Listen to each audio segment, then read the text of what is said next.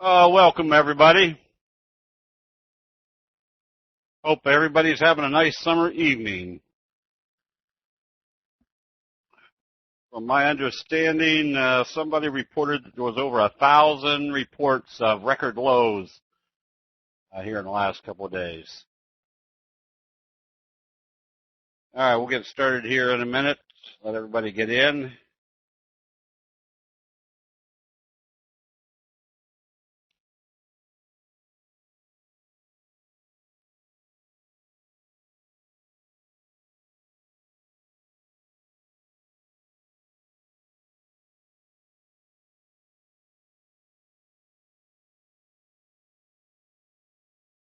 All right. I see we've got people from all over the world tonight. So we've had a lot of interest in option trading, especially using candlestick signals to show when to get in and when to get out. So a lot of people were asking about the weekly options. So we went to the best. Chris Verhaegh is probably one of the best traders you're going to run into trading weekly options. And he's going to show you some techniques that that kind of use the math. Again, part of my thinking, too, is you don't let the trade dictate you. You dictate the trade. So with that, Chris, welcome to the Candlestick Forum. We're very anxious to see how you trade successfully. Well, Steve, thank you for having me. I'm a big fan of candlesticks. I use them myself. I'm in a little awe about how many people are here in this wonderful software that you got to allow me to make this presentation. So first of all, I want to thank you for having me, and then I want to thank everybody for taking some of their evening or morning or middle of the night, as the case might be. So thank you, everybody, for being here. So Steve, with your permission, can I just ramble a bit with my presentation here, and then if you feel free to interrupt me with any questions you might have, or we certainly can have some time for questions and answers at the end. With your permission, I'll just run with it. Go right ahead. It's all yours. Okay. Well, thank you. Anyway, my name is Chris Verhaegh. I write a weekly newsletter at pulseoptionsweekly.com, and my specialty is trading weekly options. And this presentation is titled Trading Weekly Options Using Math to Generate Fantastic Short-Term Trading Profits. Now, I probably should have put fantastic in underline, in bold, in flashing lights. I'm going to show you numbers that are just going to blow you away. Having said that, it's not what I do that matters. Steve, I thanks for the kind word. I like to think it's what my students do that matters. So we're gonna show some of my actual students' trades today. As always, you got to start with a bit of a disclaimer. All securities used in this presentation are for educational purposes and are not to be construed as a recommendation to buy, sell, trade any of these securities. Understand that the stuff I'm going to show you is kind of pretty close to real time. Any opinion that I might share might be based on my interpretation of the facts. By the time the market opens tomorrow morning, the facts might change and my interpretation might change. So having said that, I think we're all disclaimered up. Let's get into it. Now, first of all, my system is a rejection system. There are, over 10,000 stocks out there. Over 3,000 of them have options available. That's frankly too big a list to deal with. I start with a large opportunity, right? A large universe of stocks, and I whittle it down. The first thing I tend to whittle down to is weekly options, right? Stocks that have weekly options. For those of you that are unaware, weekly options were created in June of 2010, and specifically what a weekly option is an option that expires on Friday. Now, the 3,000 or so stocks that have options that expire the Saturday following the third Friday of each month. And 3 years ago, they started with a couple of dozen stocks that had options expire every Friday. I think that list is up to a couple hundred now, which is still a fairly big list. We use math to cull that number down, right? We go from 10,000 plus stocks to 3,000 stocks with options to 200 stocks with options that have weekly expirations, and we narrow that down. I do it through my Pulse system. Now, Pulse is an acrostic. For those of you unaware, an acrostic is an anagram, or an acronym, it's an acronym on steroids, right? It's an acronym that actually spells something.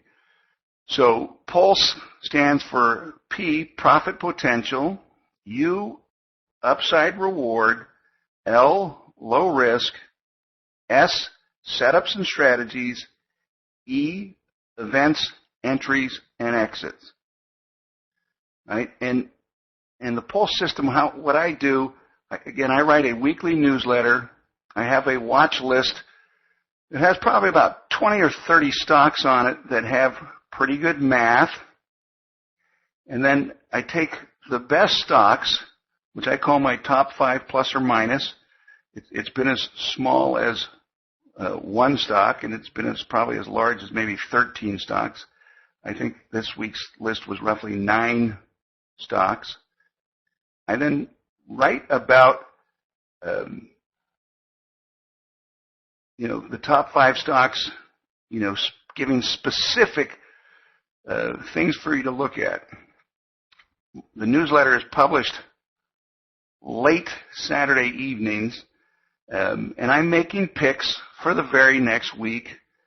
And in the newsletter, we review last week's picks. Now, I don't want to give you a bad picture in your mind here, but this is a case where the emperor has no clothes, right? The emperor has no clothes in that when I make a pick on a Saturday, the following Saturday, I'm naked to the world. We got to look at my pick, good or bad, and I can't hide from it. So we review the previous picks, and we try and educate in the process. And Steve and I met at a conference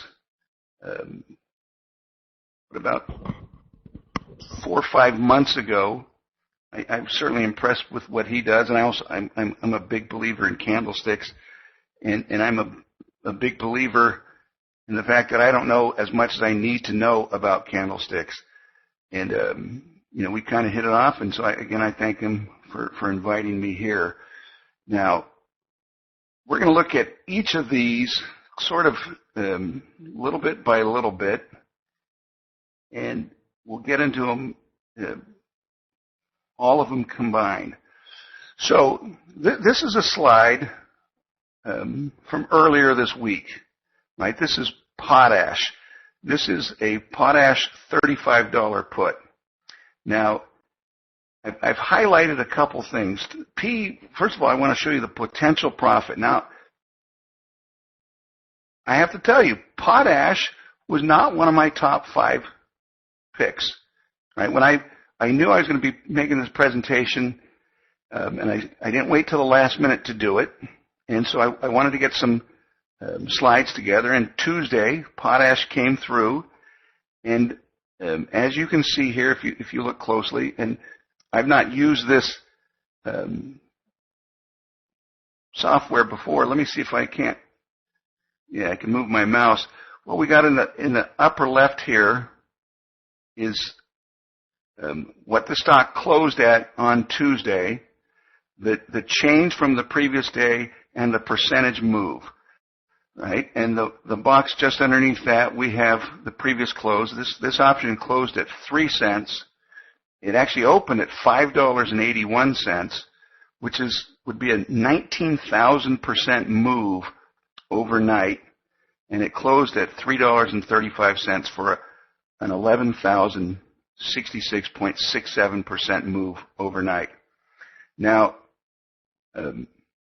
while I like to get 11,000% moves, and certainly I would not be disappointed if I only captured 11,000% of a 19,000% one-day move, I focus on doubling money, right? My thoughts are, if I find a setup, right, that I have, let's say, a 50% chance of being right, and if I'm wrong, I lose 100% of my money, and if the next one I'm right and I make 100% of my money, I'm even. Well, the reality, though, as you can see here, you cannot lose more than 100% with an option, and then you can make far more than 100%. Right? So, again, this is from earlier this week. That was a stock not not in my watch list, not on my top 5. This particular chart here, table, this is from ISRG. This stock actually was written up here a couple of weeks ago. This particular option was not an overnight trade. This was an earnings release trade. And many people trade earnings releases by buying the options before the earnings release, hoping to get a big move after they buy their options. I don't do that. I teach that we wait for the options, for the actual earnings release to come out before we buy our options. The math behind that is that market makers will inflate the price of an option by increasing the implied volatility, or inflating the price of the implied volatility, making the options very, very expensive. We wait for the actual earnings release before we buy. So this stock did not make my top 5, but it was listed in the newsletter, right? And this one, hopefully you can see, it opened at 5 cents, went down to 4 cents, and then closed at $7.50. Now, if you bought it the day before, you lost 80% of your value. But if you were having to be able to buy it at the open and sell it at the close, you would have made 15,000% in one day. Now, the one nice thing about weekly options, we are not holding these things for months at a time. Obviously, if they're about to expire, you can't hold them for months at a time. And, I just showed you a couple of, fantastic moves. I did not catch either one of these. And it honestly, it doesn't matter what I catch. It's what my students catch. So this next slide is an email that I got, let's see, I think it was yesterday. This is a student of mine. He lives like half the year in either Vancouver, Canada, or the Bay Area of California, and the other half of the year he lives in India. So he comes and goes, and I kind of know when he's, in the United States or Canada because he's active again. And one of the stocks that did make our top 5 was MasterCard. So this is an unedited email. This is a complete email, just minus the subject line and minus his, thank you and salutation with his name. I'll read it for you just in case you can't. It says, just to let you know that I bought the August 2 MasterCard 605 put at 80 cents on the open and sold it 3 hours later for $12.35. It got as high as $37.10. Is 1,443% something of a record. Right, so let's look at this, exactly what this is. He bought the August 2nd. August 2nd, and being that today is August 1st, he's referring to the expiration day. This option that he bought is set to expire tomorrow. Now, MasterCard came out with their earnings yesterday morning. It gapped up. We have a strategy we call Fade the Gap, where we buy an out-of-the-money option, right, an inexpensive out-of-the-money option, and then try and sell it when it goes in the money. For those of you that are unfamiliar with options, options give you the right to buy a stock at a set price for a set period of time. Right? That's a call option. And this is a put option. A put option gives you the right to sell a stock at a set price for a set period of time. So this option allowed him to sell MasterCard for $605 anytime between the time he bought his option and the close of business tomorrow. He paid 80 cents for this. Now, there's options control 100 shares per stock, so it cost him $80, right?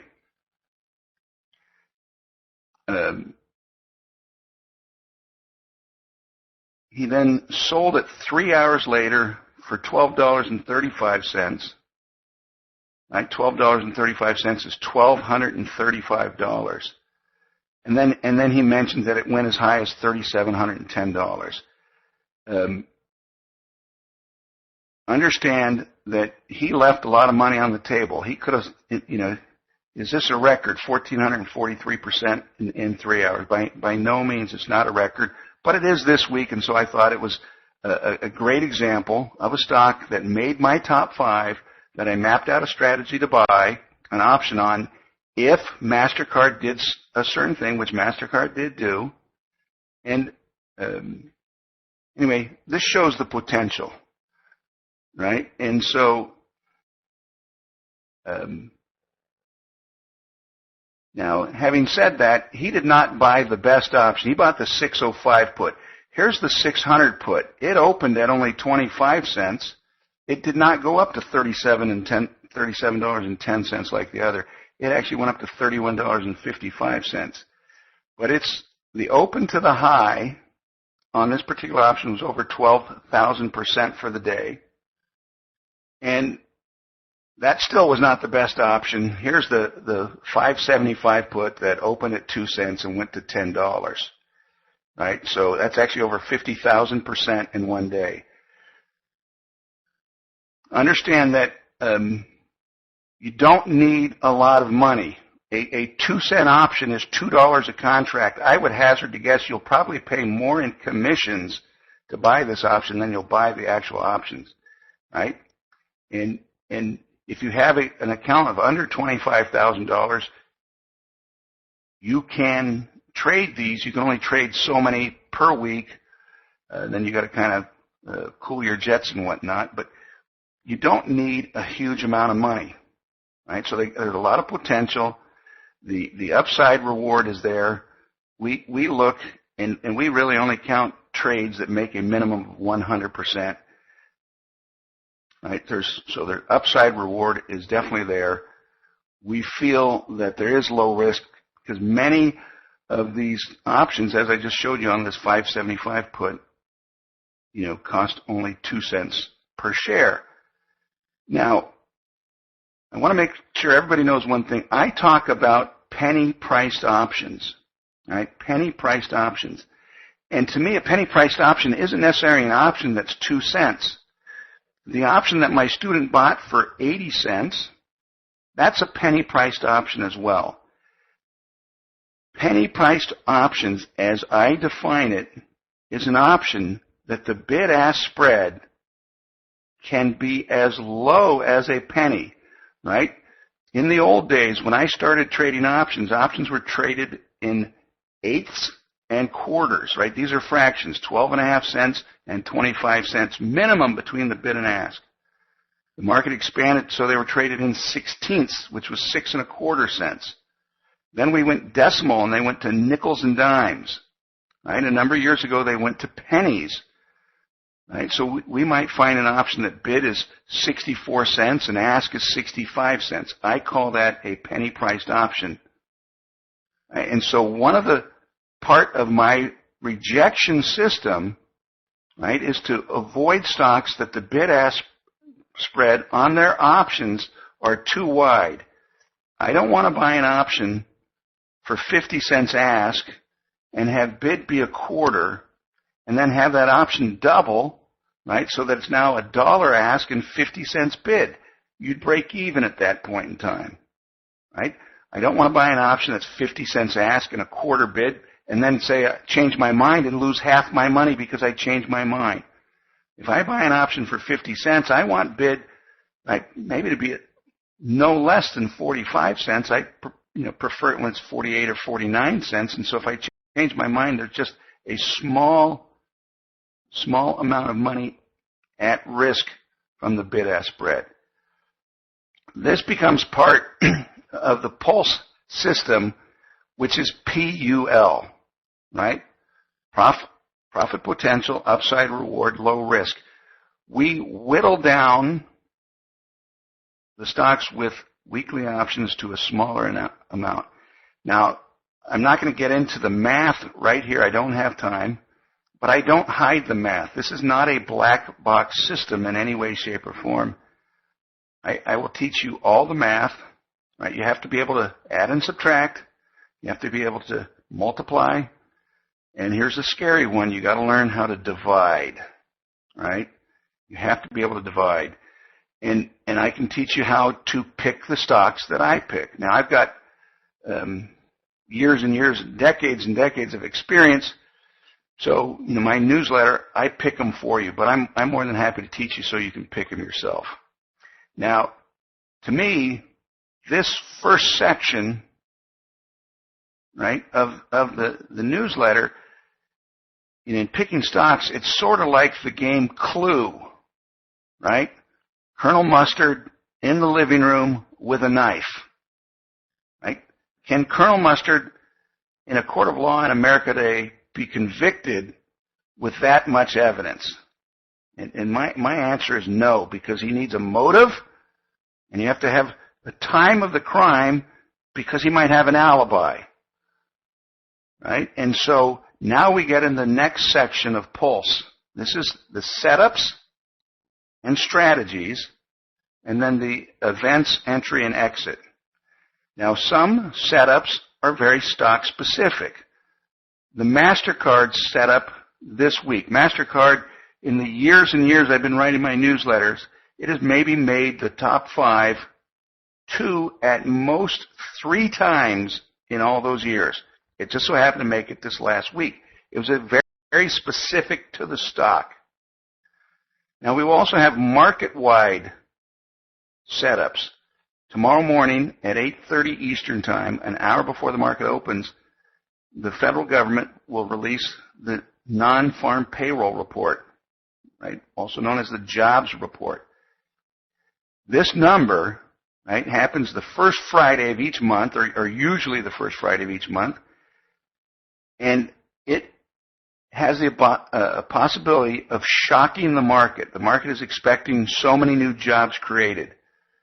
Right? If many more jobs are created tomorrow morning, I would expect the markets to sell off of their highs because that's such good news that the Federal Reserve will probably quit their stimulus program or pull back on the stimulus program. Ironically, really good jobs report and the market will go down.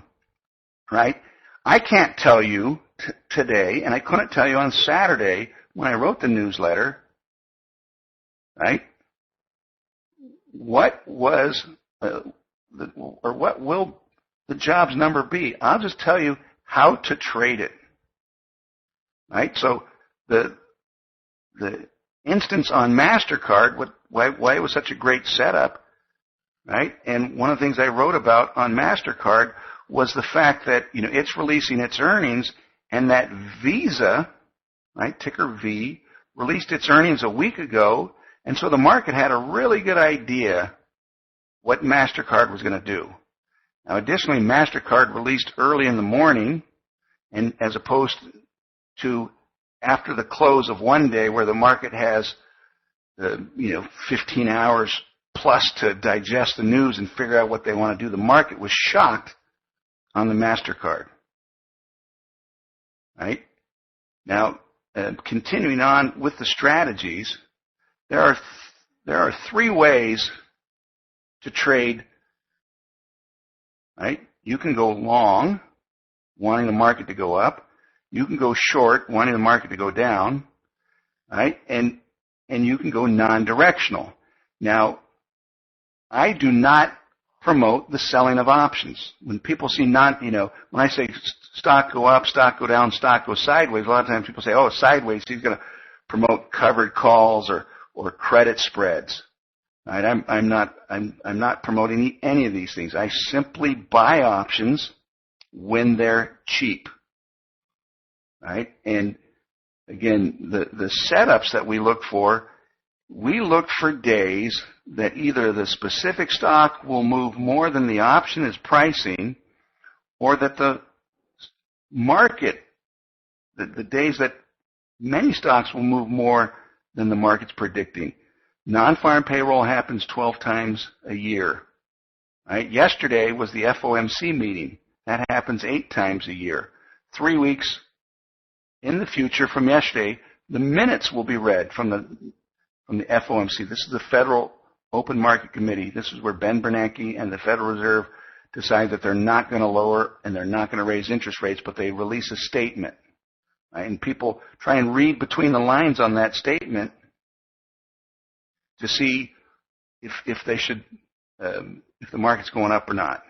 Right? So we use strictly options. We use calls as a directional bet that the stock's going up, puts that's a directional bet that the stock's going down, and then we have some non-directional strategies.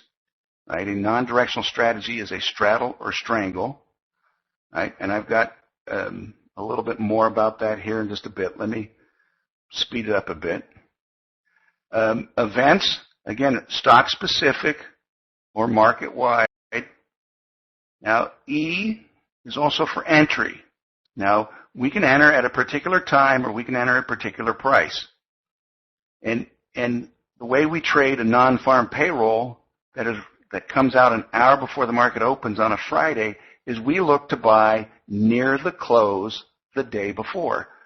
Right? And we have criteria on what we buy and what we pay, and it's kind of mapped out, and we can know that if we enter within 15 minutes, we should have a low-risk, high-potential trade.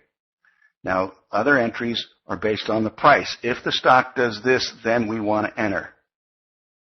Now, when we exit, we can use target orders, right? This is a limit order, or we can use stop orders. Now, if I buy an option for a nickel, I am not going to put a stop loss underneath it for 3 cents. I'm going to risk my nickel. So to me, a stop order, right, is a trailing stop. And what we're trying to do is we're simply trying to buy low, sell high. Now understand that stocks are one-dimensional. They have price. Well, some stocks pay dividends 4 times a year. Some stocks pay dividends once a month. But stocks are really one-dimensional price. You want to buy low, sell high. Options are multidimensional. Right? Options are multidimensional. Now, the reason to trade options is how much you could lose. Now, some people might say, hey, I wouldn't buy a cheap option just before expiration because there's a good chance it's going to expire worthless. Absolutely, there's a good chance it can expire worthless. Do you think the guy that paid 2 cents, right, for that $5.75 put on MasterCard, do you think he didn't realize that? Of course he realized it, but he realized that he was only risking 2 cents. And all it would take would be a 2 standard deviational move on this company, and he's rich, right? When $2 becomes $1,000 in 3 hours, it's okay. Next week when you try it again and $2 becomes $0 in 3 days. Right? How much could you lose and how much do you use? That's the reason. Right? Now, we are using options as leveraged directional plays. Understand that an option will have possibility of having intrinsic value. That means that if you exercise the option, there's some money there, right? If you own a $30 call on a $31 stock and you hold it to expiration, there's $1 worth of value there, right? I got to tell you something. If I were a stockbroker, I could go up on ethics charges for telling you to buy cheap options because they have a history of expiring worthless. Well, that is, if you take the fact that there's 3,000 stocks out there, and all the options across the board on all 3,000 certainly have a history of expiring worthless. And we're not buying these options to exercise them, we're buying to sell them.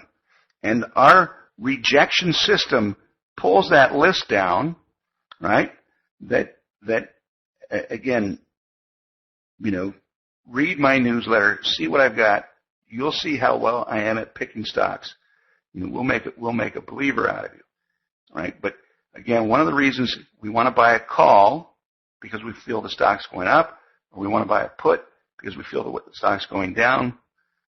We tie up very little money and we get a lot of leverage. The leverage is greatest at the end of the week. Now, call options give the right to buy a stock without obligation. Right? Without obligation. A call option is simply a bet that the stock is going up in price. And you have to understand that not only do you have to be right on direction, but you got to be right on time. I got to tell you, Facebook's up big this week. Option on Facebook last week. I lost money. All right? But you know what? When I make money, I make far more than I lose. Right? And I make money more often than I lose. I have a net expected value of a positive number, and I expect my students to have the same. Anyway, a put option is the right to sell a stock without obligation. In a sense, it's a bet the stock's price is going down. Now, one of the things that I think one of Steve's students would do better than just one of my students is because if you understand how candlesticks work, you're going to have a situation that there's going to be a setup, whether it's an engulfing bar or a doji or some series of candles in a row that give you a statistical advantage, right? When you have a statistical advantage, then you know to buy the put, then you know to buy the call. If you don't, right, have that advantage, what we look for are straddles and strangles. A straddle is a call and put with the same expiration and same strike prices. Right? A straddle is a non-directional bet a stock will move. So, as example, I can give dozens of examples. Let's say for tomorrow morning, we've got FAS, which is the banking sector 3X bullish tracking stock, ETF. And FAS should move tomorrow because of the non-farm payroll report. If you're not sure whether you think it's going to go up or down, right, we look to buy a straddle if the stock is equal to a strike price. Right, we will buy that strike price because the time value is highest on a straddle. Right? Options that are at the money have the highest time value, but since there's only 1 day left to expiration, there's very little time value. And if the stock moves big to the upside, the call will make more money than the put loses. If the stock moves big to the downside, the put will make more money than the call loses. And if the stock is super volatile, they both might make money. Right? A straddle is a non-directional bet a stock will move. We only put on straddles when the stock price is equal to the strike price. Right? If we don't get that entry, we don't buy it. Because this is when we have a mathematical advantage. Right? If we don't get that setup, we might consider a strangle. A strangle is a call and put with the same expiration and different strike prices. A strangle is a non-directional bet that the stock will break out. Right? Non-directional bet that the stock will break out. Apple is a regular stock in my top 5 plus or minus. When I say regular, it's not there every week. Right? It's there often. And we play Apple with a very simple system. When Apple has remained inside of its Bollinger Bands for 20 straight days, right, meaning not closed above its upper Bollinger Band or below its lower Bollinger Band, we look to trade Apple. We buy a strangle anticipating that the stock is going to break out either above or break out below. If it's above, the call makes money. If it's below, the put makes money. And when we get a breakout, the call will make more than the put will lose. Breaks out to the downside, the put will make more than the call will lose. We're buying a pair of options anticipating we're going to lose 100% on one of them on the assumption that we're going to make much more than 100% on the other. So here's a chart of an Apple option from, I would say last month, except last month was July because today's August 1st, so a month and a half ago. Now, one of the nice things about our system is you don't have to time it exactly perfect, right? And so you can see on this chart here that for 3 days, right, 3.5 days, you could have bought this Apple 415 put for less than 50 cents, right? For less than 50 cents. And when it broke out, right, Apple sold off. It broke out. It broke out near the end of the week when there's leverage, and this option went to a high of 705, right? You can see the low is 17 cents, the high is 705. That's just ridiculous numbers. Let's just settle for buying it at 50 cents, selling it at $6, right? What is that, 1,200% in a week? That's reasonable. Now, you have to understand that when we buy the strangle, we're gonna put 50 cents in the put and 50 cents in the call, so the reality, this trade cost us $1. The call expired worthless, and the put went to $6. So we made 6 times our money. Right? This was a setup that was written about in our top 5. Understand that the fact that it went to 7. Chances are some of you might have gotten out before that. So we teach a thing called sloppy slop. Let me tell you, any system that requires you to trade it perfectly cannot be traded. Right? Any system that requires you to trade it perfectly cannot be traded because it's just too difficult. Right? So we teach sloppy slop. We look for moves that are so big that if you miss the bottom and you miss the top, but you get the middle, you make tons of money. Right? So again, here's a concept. We are buying options. We are not selling options. We sell them to close and take our profit. And quite often, some of our options expire worthless. But we've got a lot of math, years of experience.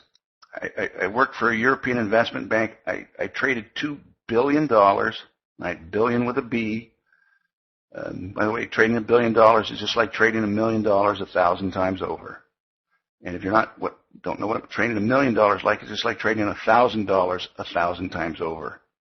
If you're not sure what trading $1,000 is, it's like trading $1 1,000 times over. So again, the Pulse system, it's a weekly newsletter, watch list, top 5 plus or minus, review of the previous week, and education. Now, to me, I like the education. I like to teach. I enjoy this. And I have a teaching style. And one of the things I like to do is give you what I call a trip. And that's because I tend to stutter, trip over my tongue. And it's a trick and a tip combined. It's a trip. All right? And so we have all sorts of trips to help you learn this. Right? My goal is that you don't need to remain my student. Right? If I do a good job, you can leave and go do this on your own. Right? And I try and teach you how to exploit a particular setup. Now, a couple things. In my newsletter this last week, I also wrote about Apple. And Apple, in addition to being in its Bollinger Bands for too long, had its implied volatility at an 11-month low. And this is a setup that has happened a few times over the years I've been writing this newsletter. And so it's kind of a reminder, hey, when this happens, here's how you trade it. And so that the next time it happens, you just trade it the exact same way. It's all based on math. So, and I'm bringing this one up as an example as well, because even though I focus on weekly options, the particular trade I talked about on Apple was to look at long-term options. Now, I specifically said, I want you to look at the Apple options that are just under $3 per share, right? Now, the at-the-money option on Apple could be $20 or $30 a share, which is, $2,000-$3,000 a contract. And you could buy the mini options on Apple, which is only 10 shares per contract, so that you bring it down from 2 or 3,000 to 2 or 300. But I'd rather you go way out of the money, right? And again, we have the math to back this up. So here is, this is Mondays and Tuesdays of this week from written up on Saturday, predicted on Saturday. So this is the Apple 500 October call. It had 81 days to expiration. Apple opened on Monday at $440. This option was $60 out of the money. It opened at $270. Right, closed at $380. The next day it made it up to $560 and closed at $460. Right, if someone traded it perfectly, right, if you bought it at $270 and you sold it at $560, you double your money on an option that was months off in the future. Right. The November option, the 520 call, this was $80 out of the money, 109 days to expiration. It opened Monday at $3, made it to $4.12, closing at $3.90, and then the next day made it to $5.46, closing at $5. So there's, in case some of you don't feel like you can look at the market on the Thursday before non-farm payroll to take your profits on non-farm payroll day, which happens 12 times a year. I think you can find 15 minutes in the day on the Thursday, right, to enter your orders. But for those of you that schedule don't work, we do find long-term options like this. And I want to show you one last option before I start taking questions. All right, this is also on MasterCard. Again, we talk about buying a straddle or a strangle, as a non-directional trade. The puts I showed you before, right, made money when MasterCard went down. I'm going to show you a call that made money. And again, this number is just ridiculous. Right? This is just a ridiculous number. You ready for this? First of all, this is an option everybody could afford.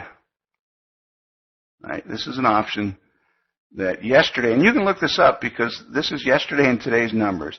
The MasterCard 635 call hit a low of 1 cent yesterday and hit a high of $16.60 today. So $1 became $1,660. Right? So that's a ridiculous set of numbers. But they're out there. This stock was on the top 5.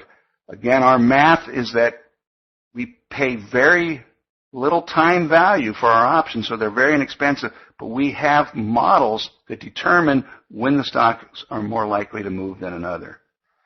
So, Steve, I'm going to leave this slide up here because I got to leave some slide up. I don't know if there's any questions I might answer.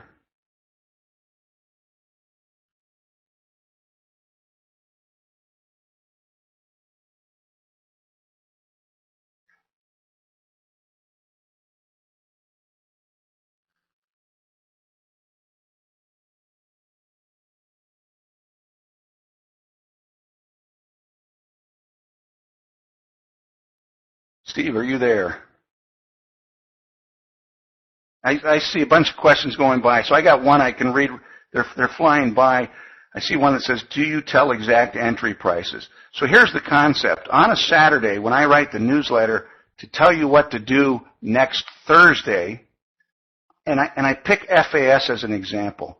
I can't say, hey, go look at the $75 call, because I don't know on Saturday whether the stock's going to be $70 or $80 or anywhere in between. So what I tell you to do is how far out of the money to look, right? So I might say, hey, go no more than $1 out of the money. So if it opens up tomorrow at 74, right, if you're looking on the call side, you would look no higher than the 75. So,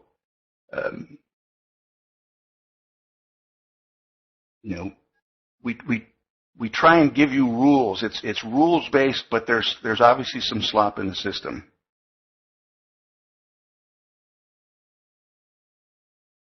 Someone asked, do you go by delta? The reality, there's 5 option Greeks. There's delta, gamma, theta, vega, and rho. This system is all based on the gamma, right? It's the most misunderstood of all the Greeks, in my opinion. Again, it's a white box system. In addition to the newsletter, I've made, I think, 4 DVDs with about a dozen lessons on that are part of the education. So if someone becomes my student, they get the DVDs.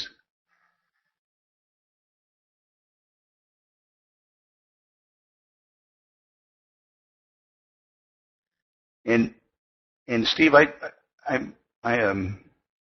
again, you have so many students. I love it, but the questions are maybe flying by a little bit faster than I can read them. I don't.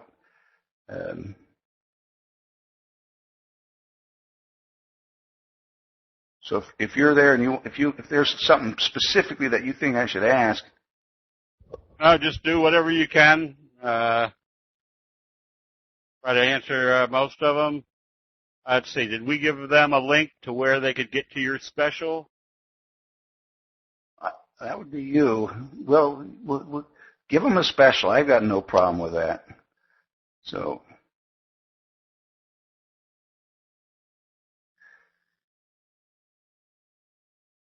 I don't know whether you had a special going on or not. So, yeah, you know what? I'd rather teach than sell. Obviously, part of the reason we're doing this is to make my system available.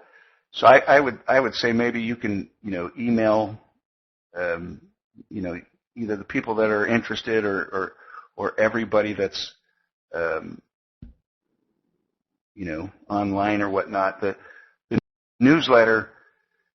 It's $97 a quarter, and I think it's $39 a month, and we give you the full money back guarantee if you're not satisfied. And I have a very high retention rate. I'm actually a writer. I've written hundreds of articles, and I pride myself in my writing. I do have a proofreader, and every once in a while a misspelled word gets by, but I think I do a good job. I think people have fun. I think if someone's sincerely interested in this, and either gets a sample or signs up for a trial subscription, that there's a good chance they'll be subscribers for a long time. Particularly, Steve, in the reality, I talk very little technical analysis because my whole system is based on knowing when to do it. I can tell you what days the market is underpricing an expected movement. And we make money with straddles and strangles. We make money buying both a call and a put. And I think if someone can learn your system and get that statistical edge, right, through candlestick charts to say, hey, this has got a higher probability of going up than down, buy the straight calls. You'll be one of my best students and one of your best students as well. So we can both take credit for them making a whole bunch of money. All right, I'm trying to see some of the questions here that might have scrolled past you. How often do you get your setups? Well, it's a weekly newsletter. I'll just tell you one thing. GDX, the Gold and Silver Mining Index, has had an option double every week since the inception of weekly options in July of 2010. So that's about 160 straight weeks without missing.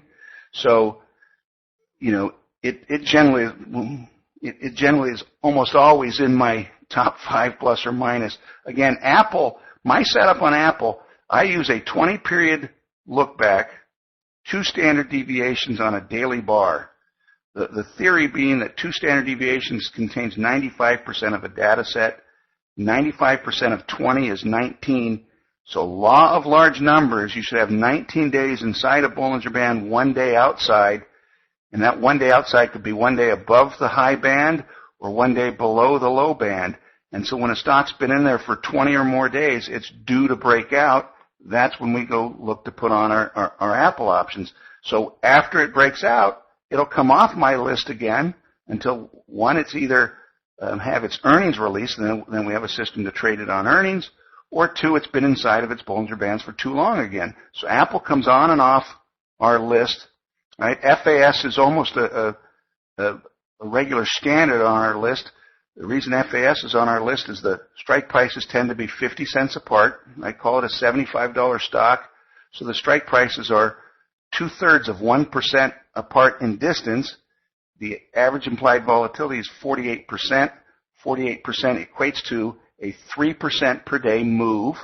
So if you have a stock that's moving 3% and its options are less than 1% away, it's going to cross strike prices, and we can buy an option that's out of the money in the morning and have it go in the money later that day. We get to make a lot of money.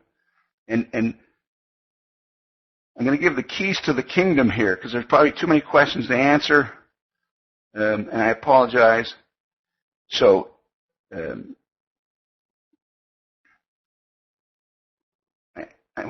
going to ask you a question, right? And I want you to think this, come up with an answer, right? Everybody should come up with an answer. Here's the question. What's the smallest unit of time? What's the smallest unit of time? Right? Now I'm going to take a little bit of time here, take a glass of water here, and I'm going to come back and I'm going to tell you what many people think is the smallest unit of time, and I'm going to tell you what the smallest unit of time really is for what you should be concerned.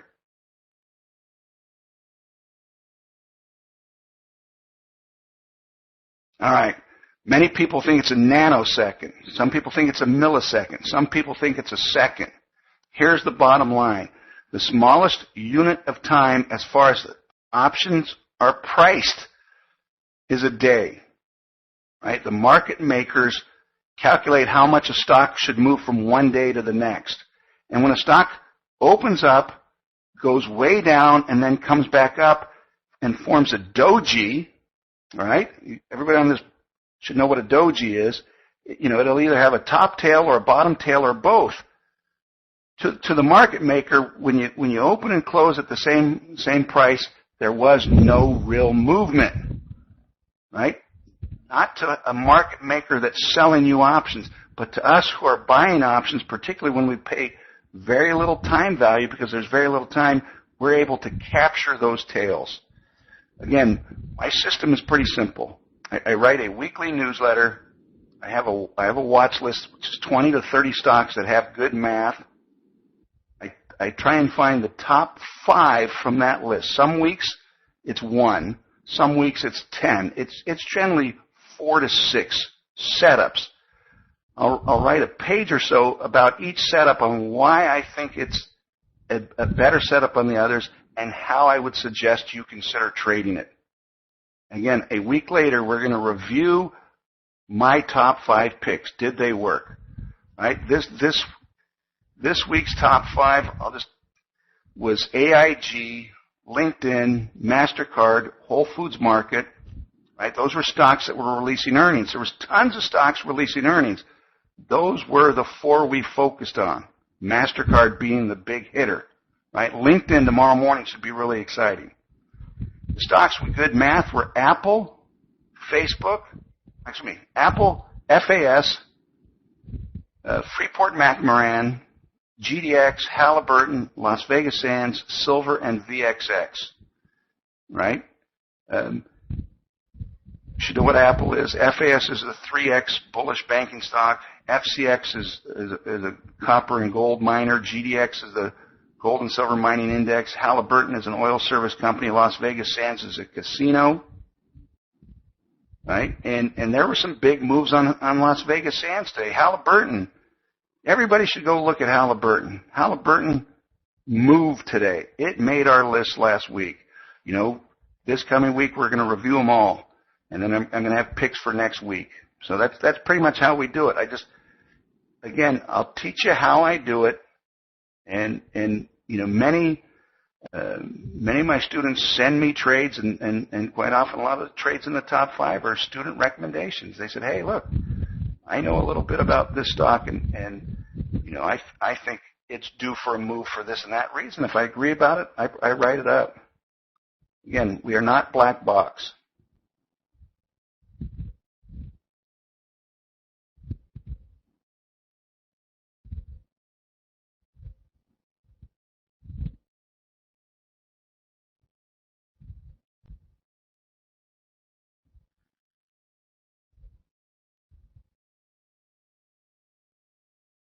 Chris, All right.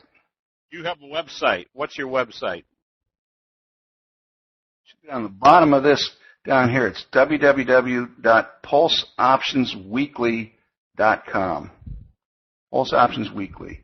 Right. Pulse is my system. Again, it's an acrostic, which is an acronym on steroids. Potential, upside, low risk, strategies, entries and exits, and options. Obviously, I focus on options, and weekly, it's a weekly newsletter. Again,